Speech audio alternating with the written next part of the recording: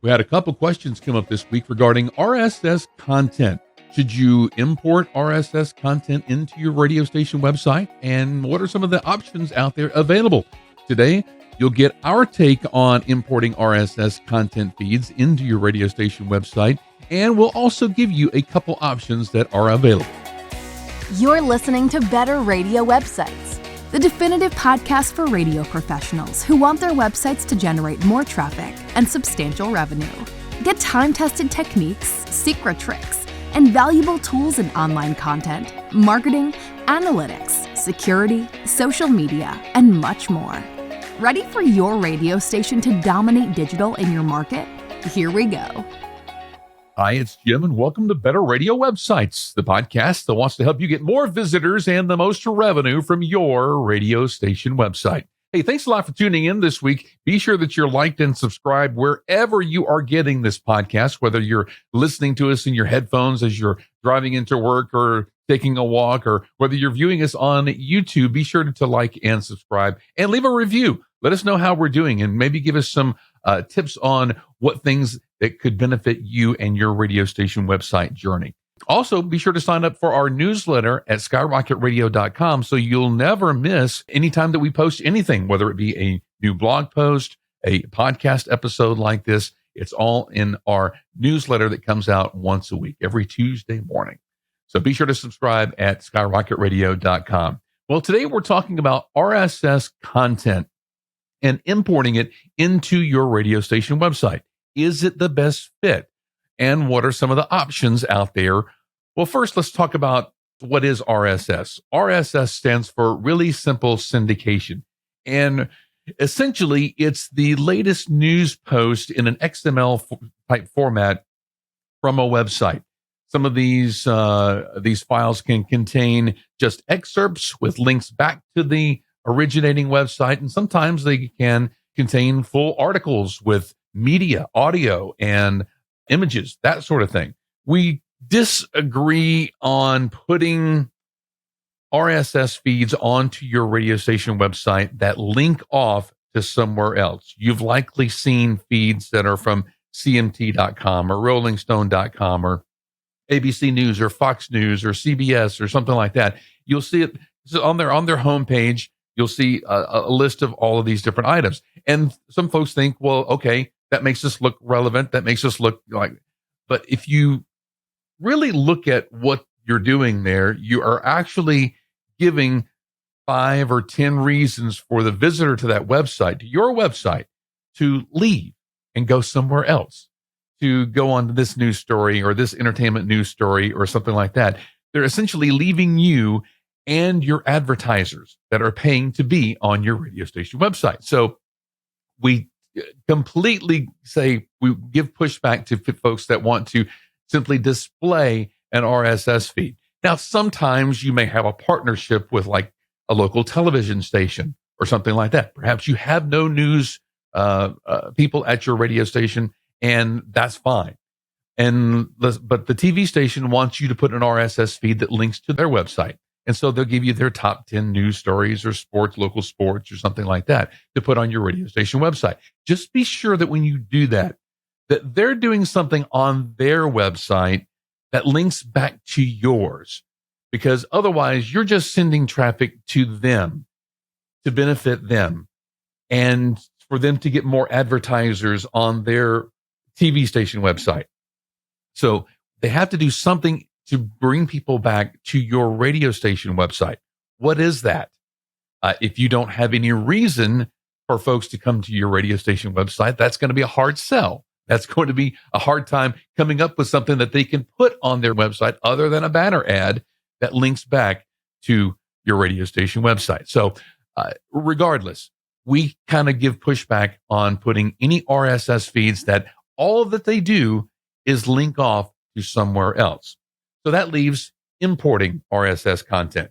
That is the best way to put other kinds of content on your radio station website, because that keeps visitors on your website a whole lot longer. Whenever folks ask us, should we put RSS content on our radio station website, we normally come back with, okay, what kind of content are you already producing? what kind of content is there? Is it local news? Are you doing any kind of local sports, obituaries, the farm report, anything? And so, because we don't want to completely rely on RSS imported content to bring listeners back on a daily basis, because most of the time that RSS content, whether it be national news or entertainment news or national sports or whatever, they can be found anywhere online. The best content that you can put on your website for the meat of your website is local content. Things that are happening local in your area, local events, local news, the high school scoreboard, that sort of thing. That's going to be the very best content, because that content can't be found anywhere else online. It might be found on maybe the local TV station or maybe a newspaper or something like that.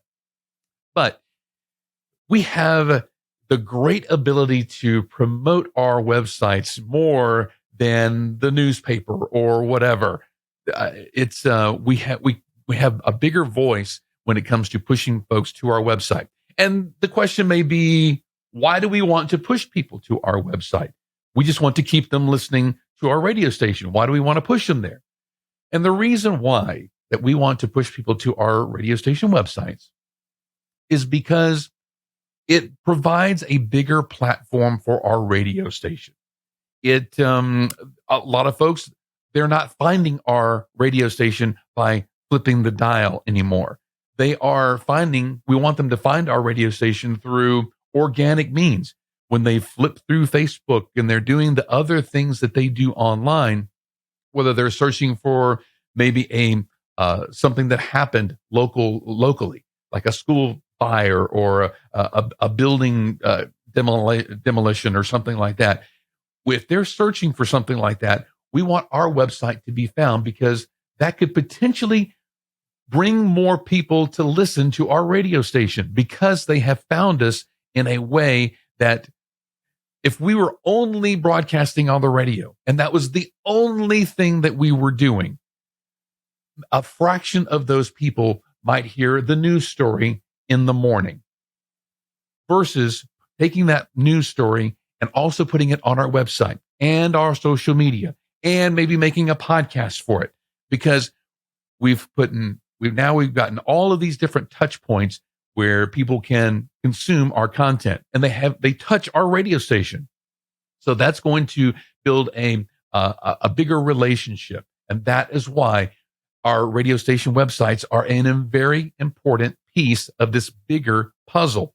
The podcasting, the social media, all of that comes together in this big living circle of life of doing the radio station business. If we only did radio and that's the only thing that we did, we'd be missing out. And so that is why. If you do RSS content, be sure that it's going to add to what you're already doing for local content, your local news, your obituaries, your local mug shots, or whatever that you're doing. Don't let it be the only content, because that's just not good. And if you think, well, that gives us some content so we can be found online. Really, RSS imported content does not benefit your search engine optimization at all, because the content is coming from somewhere else. And so the first ones who hit publish on it are getting the SEO benefits of it.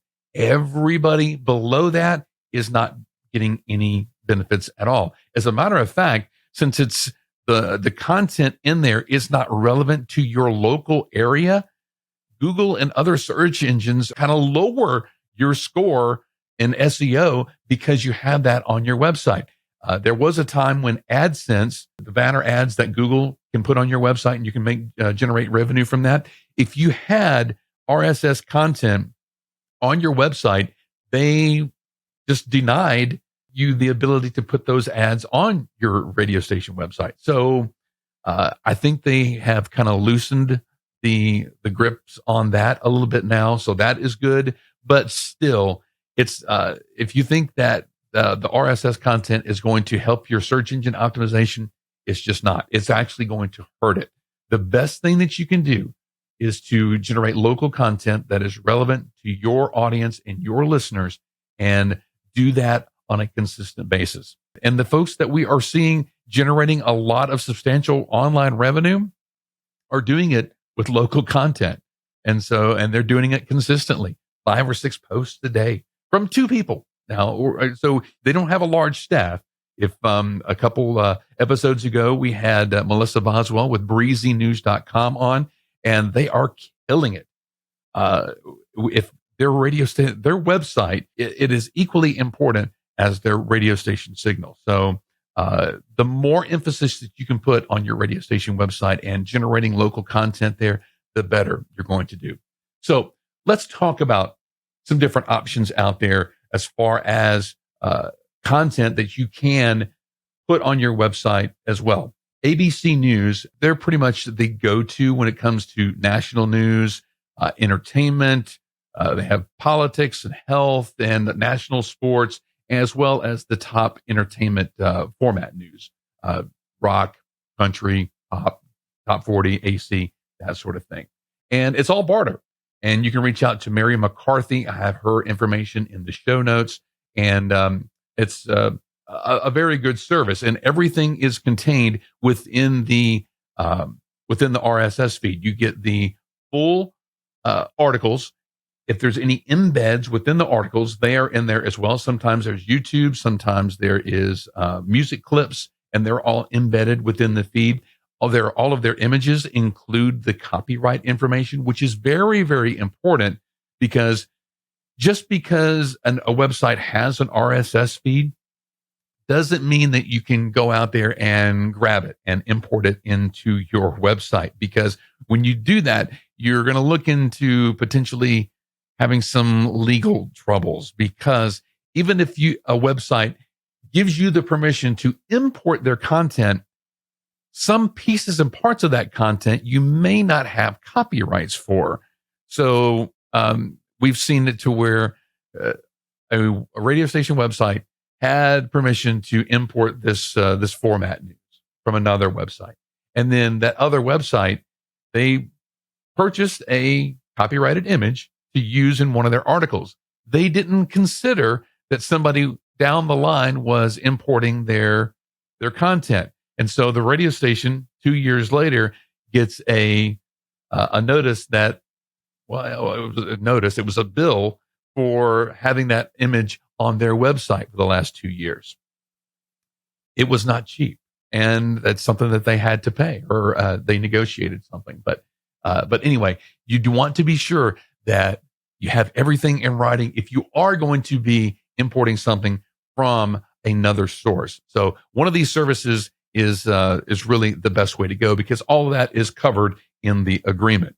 The second option, other than ABC News, is United Stations has a Pulse digital content that you can import into your radio station website. And you can reach out to Ralph Riley at United Stations. His contact information is in the show notes as well.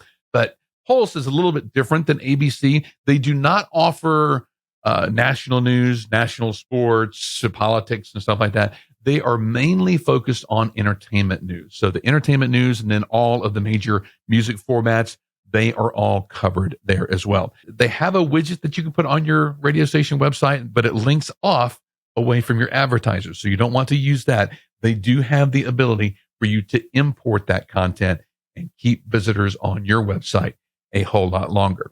So wrapping up, our verdict on importing RSS content is that you should only do it if you're complementing the local content that you are already creating. Let that be the reason people come to your radio station website, the main reason. Then they can, okay, well, if you're interested in this, you're probably going to be interested in these news, the entertainment news or the national news or whatever like that. I probably wouldn't put national news and world news and everything like that on a top 40 station. Just a top 40 station really if, the average listener coming to a top 40 radio station website is going to be interested in probably the entertainment news and the top 40 news. And that's probably about it, other than any kind of local information that might affect them, local events. So every station, every market is going to be a little bit different, but they're going to be somewhat the same. If you have a news talk station, then all of those formats that ABC News offers, having that on your station website, it's going to benefit you, because if you're putting a lot of local information on there, a lot of state news, and then you're complementing that with the national news, you're probably going to see a pretty good return on that front. If you are looking at using RSS imported content, use it sparingly.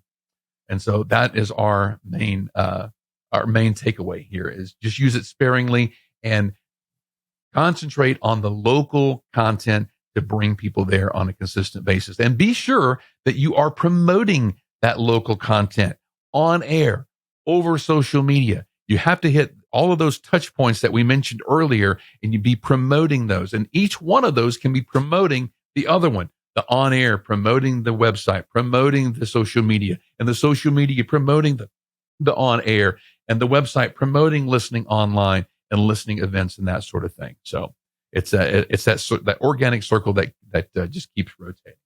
All right. Hopefully this information has helped you this week. If you're wondering about RSS content, reach out to us. RSS content or anything else about your radio station website, we're here for you at skyrocketradio.com. Have an awesome week online, making your radio station website better. We'll see you next time. Thanks for listening to Better Radio Websites. Remember to subscribe, leave a rating or comment, and share this episode with your team and radio colleagues. For show notes, archived episodes, and more free resources, visit betterradiowebsites.com. Need help starting or making your radio website better? Visit skyrocketradio.com.